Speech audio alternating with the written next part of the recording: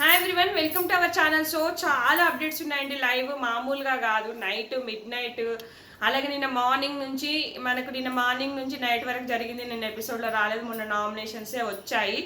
So మామూలు discussions కాదబ్బా ఈ వైల్డ్ కార్డ్స్. వీళ్ళు వామో ఒక రేంజ్లో ఉంది. అది చాలా డిస్కషన్స్, అది మనం అంతా కవర్ చేయలేము. సో షార్ట్ అండ్ స్వీట్గా మెయిన్ పాయింట్స్ అయితే చెప్పేసుకుందాము. సో ఇక్కడ మాధురి గారు అయితే చెప్పేశారు ఎవరు ఫస్ట్ ఎవరు సెకండ్ అని, కానీ ఏదో రాంగ్గా చెప్పినట్టు అనిపించింది నాకు.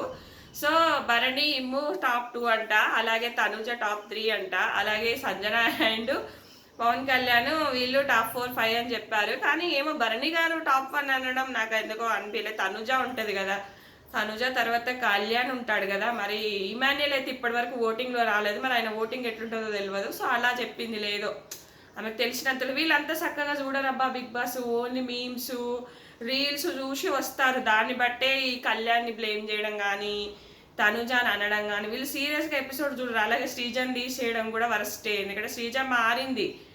నిన్న ఏమంటదంటే మాధురి, అమ్మో ఫస్ట్ 2 వీక్స్ రాందినయమైంది, ఓనర్స్ టెనెంట్స్ అబ్బో నేను ఉండకపోయి, ఎందుకంటే ఈమె మెంటాలిటీకి ఈమె ఉండదు. ఈమె రచ్చస్తే రచ్చస్తా ఇక నాకు చెప్పరాదు, అట్లుందనమాట ఈమెది.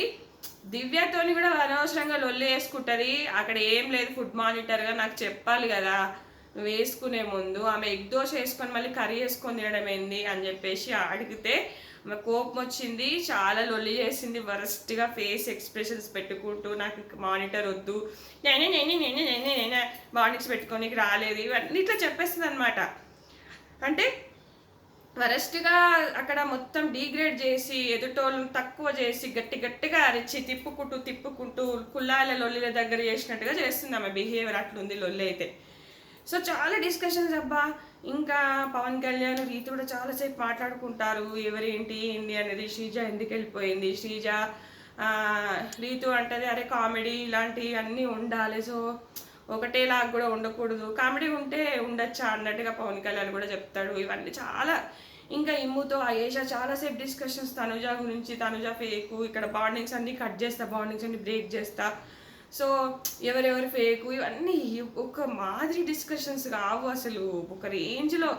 ఇక ఆపరేషన్ భరణి అన్నట్టుగా ఇమ్ము భరణి గురించి ఎన్నో కుట్రలు, ఎన్నో కుతంత్రాలు మస్తు మాట్లాడుకుంటారు అబ్బా ఒకరి నుంచి ఒకరు. ఇక సంజన అయితే మాధురి గారికి ఎక్కిస్తూనే ఉంటుంది, Tanuja fake, serial acting, Tanuja ఇలా తనుజ అలా నటిస్తుంది అని చెప్పేసి. ఇక ఇమ్ముకేమో భరణి మీద కోపం ఉంది చాలా. ఏంటంటే అప్పుడు నాకు క్యాప్టెన్సీ కంటెంటెడ్ టాస్క్లో నాకు ఇవ్వలేదు, నాకు చేయలేదు, సో సంజన గారు ఇన్ఫ్లుయెన్స్ ఉంటుందని చెప్పేసి నన్ను పక్కన పెట్టేశారు అని చెప్పేసి అవన్నీ చెప్పుకుంటూనే ఉంటారు. రీతు, ఇమ్ము, కళ్యాణ్ వీళ్ళది ఒక డిస్కషను అసలు ఒక మామూలు రేంజ్లో ఉండదబ్బా. ఇక రమ్య, మాధురి వీళ్ళు, ఇక మన తనుజనేమో రాజు ఆమెనట మమ్మీ అనమన్నదట అని చెప్పేసి మళ్ళీ భరణి గారితో చెప్పుకుంటుంది.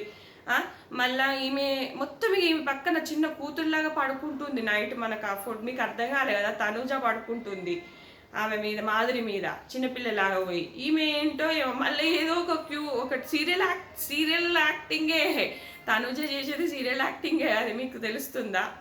ఇక దివ్య పూటకి ఏడుస్తూనే ఉంది. ఆమె పూటకి ఏడుస్తుంది, నేను ఎలిమినేట్ అయిపోతా భరణి గారితో, నేను ఎలిమినేట్ అయిపోతా, నేను ఉండను ఇంకా, నేను వెళ్ళిపోతే ఏం చేస్తామని భరణి అంటాడు. మీరేం వెళ్ళరు నాకు తెలుసు, మీరు ఉంటారు, నేను వెళ్ళిపోతా. ఆమెకు తెలిసిపోయింది నేను వెళ్ళిపోతా అని చెప్పేసి. ఇక్కడ రీతి కూడా కావాలనే డిమాండ్ ఉండాలని చెప్పేసి దివ్యకి ఏ రీజన్ లేకున్నా కూడా నామినేట్ చేస్తుంది. అది సిల్లీ రీజన్ అనమాట.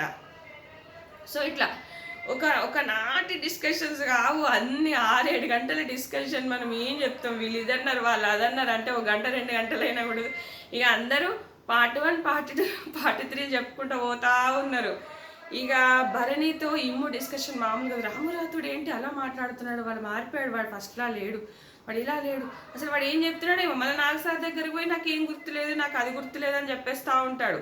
అసలు ఒక నాటి అంటే ముగ్గురు కూర్చొని ఒకటే ముచ్చట్లు, ఒకటే లొల్లి. ఇక తనుజ దివ్య కూడా ఒక గొడవ అవుతుంది, పెద్ద గొడవ అవుతుంది. ఏంటంటే తనుజ దివ్యకు మళ్ళీ టాపిక్ వస్తుంది, భరణి గారు సంజాయించడానికి వస్తారు.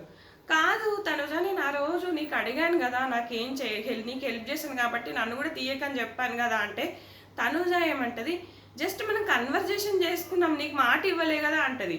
అంటే కన్వర్జేషన్ చేసుకోవడం ఒకటి, మాట ఇవ్వడం ఒకటా? తనుజ నాకు తెలీదు, ఇలా కూడా ఉంటుందని నాకు తెలీదు అని చెప్పేసి ఇక వీళ్ళు గట్టి గట్టిగా అరుచుకుంటారు, గట్టి గట్టిగా మాట్లాడుకుంటారు ఇద్దరు.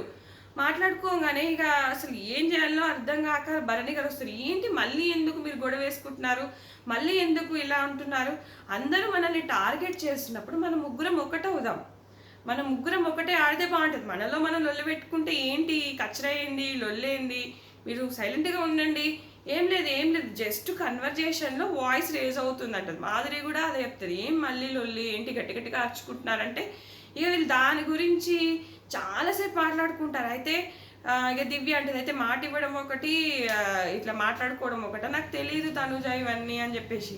భరణి గారు ఇక్కడ మంచిగానే చెప్తున్నారు. ఇప్పుడు అందరూ వచ్చి మీకు బాండింగ్, మీకు ఫేక్ బాండింగ్ అంటున్నారు, కానీ ఎవరు బాండింగ్ పెట్టుకోకుండా ఉంటారు? అసలు మీకేంటి మేము బాండింగ్ పెట్టుకుంటే మా గేమ్ ప్లాన్ అనుకోవచ్చు కదా, మీరు ఎందుకు ఇవన్నీ చేస్తున్నారు, ఇక్కడ ఉన్న వాళ్ళకి అవసరం లేని మీకు ఎందుకు? దివ్యతోనే మాధురి అంటది, ఏమని, నువ్వు ఒక నాన్నగారితో ఉంటున్నావు, ఎవరితో ఉండట్లేదు అంటే వాళ్ళకి లేని అభ్యంతరం నీకెందుకు, సో నా ఇష్టం, నేను ఇలాగే ఉంటాను, సో మీకేం అవసరం ఇవన్నీ, మీరు ఎట్లా ఉంటారో తెలియదు కదా, మీరు కూడా మీ చుట్టుపక్కల వాళ్ళతోనే, మీకు నచ్చిన వాళ్ళతోనే బాండింగ్ క్రియేట్ చేసుకుంటారు కదా. ఇప్పుడు నేను అయేషా చేసింది ఏంటి, ఇప్పుడు గౌరవ్ గుప్తా బాల్ వస్తే నాకు ఇవ్వమని ఎమోషనల్ బ్లాక్మెయిల్ చేసింది కదా అక్కడ, అది కూడా ఒక బాండే కదా, అది కూడా ఒక ఏడవడమే కదా.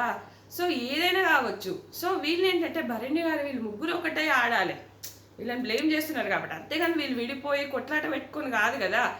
అప్పుడు మీకు లాస్ట్ సీజన్ గుర్తుందో లేదో, మనకు ప్రేరణ, యష్మి, నిఖిల్ వీళ్ళు బయటకు చెప్పుకోరు, కానీ మళ్ళీ ఒక పాయింట్ వచ్చిందంటే మళ్ళీ అందరూ ఒకటే అయ్యేవాళ్ళు. అలా ఉండాలి, ఇలా పైకి బండాలు పెట్టుకొని పైకి ఉండి ఇలా పెట్టుకోకూడదు. అలాగే తనుజ కూడా ఇంకా నేను వెళ్ళిపోతే, నేను ఉండను, ఒక మాటకు వస్తే నేను ఇవన్నీ తట్టుకోలేకపోతున్నా.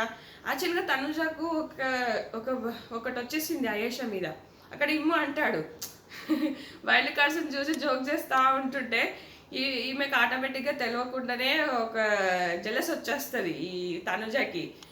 ఎందుకంటే వాళ్ళ నాన్నగారితో దివ్య ఉంటేనే ఓర్చుకోలేకపోయింది, ఇక్కడ ఈమెను పొగుడుతుంటే ఇంకా అసలు ఓర్చుకోదన్నమాట అది. సో జెలస్ వచ్చేసింది, serial versus serial, sari versus sari.